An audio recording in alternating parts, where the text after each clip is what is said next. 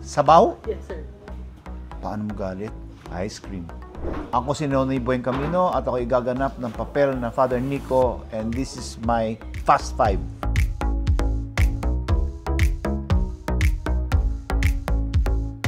Sino? Si Kiko.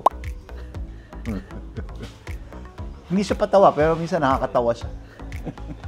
Ice cream. Kasi hindi ako kumakain ng ice cream. Kaya hindi ako kumakain ng sugar, hindi ako kumakain ng carbs. Kaya nagkikrave ako minsan ng ice cream at saka ng chocolate. Sabaw? Yes, sir.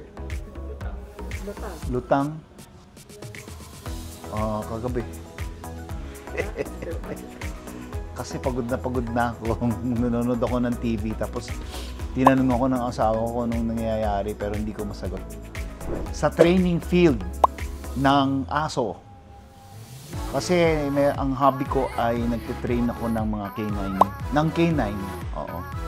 So, dyan ako nagre-relax pag nagtitraining kami ng aking aso. Paano mo galit? Sumisigaw. Sumisigaw. Pero mabilis. Nagagalit ng biglaan, pero nakakagulat, pero nawawala kagad ng galit.